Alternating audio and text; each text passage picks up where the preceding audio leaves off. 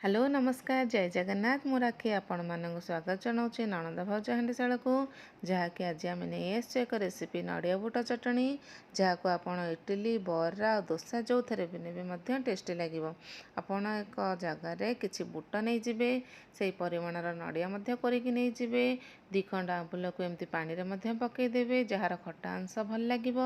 Then आपण टिके अधिक सोरिष ने आ पंचफुटण कम नहीं जिबे आ खंडे अदा को एमती काटिकी रखिदेवे आपण जी लंका खाऊे आप जी आपण अनुसार पकई पारे देन आपण भूसंग पत्र किसी नहीं जिबे अधिक नेले टिके भल लगे देन लंका गुंड टिके लुण देन सुखिला लंका आपण 2टा हो 3टा हो आपण मुताबक ने ताकू नहीं आपण एमती सुंदर किना गोटे थाली रे सजिकी रखिदेवे देन आपण एक कढ़ाई रे तेल टिके गरम करेंगे जहाँकि बुट डालटा को आपण पकईकी तादेह टिके भाजबे ना तार कंचा अंशटा जीवनी बुट डालटा को एमती आपण हल्का अंशरे धीरे धीरे कर भाजबे जार बास्नाटा पलैब आ तार गोटे कलर पलि आसो से एमती ब्राउन हवा जाए आपण धीरे धीरे हल्का आंचरे भाजबे देखो केते सुंदर कलर गोटे पलि आसला आपण देखुं ना तापर एक बाउल काढ़ीदेवे काढ़ी सारा पानी रे देकी 10 ରୁ 15 मिनट आपण को बतुरई देवे देन अदा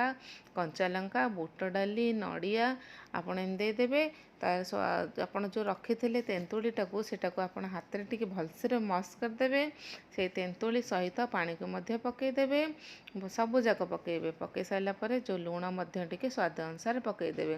तापर गोटे सुंदर बैटर बनईदेवे देखो केते सुंदर देखा जाउछि ना पकई सारा आपण एक कढ़ाई रे अल्प तेल पकईबे तेल पकई सारा सोरिष लंका देन आपण भूसंग पत्र एमती पकई फुटई देवे फुटई सारा आपण धीरे धीरे हल्का आंचरे एमती भाजीदेवे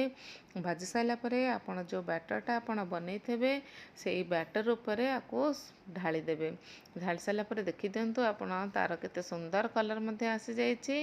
आ देखंतु हमर सुंदर बैटरटी बना हो जाइछि नड़िया बुटर आपण आपको टेस्ट करेंगे टेस्ट करें मत निहाती कमेंट रे जणेबे नमस्कार रहिली धन्यवाद लाइक सब्सक्राइब करे भूलिबे।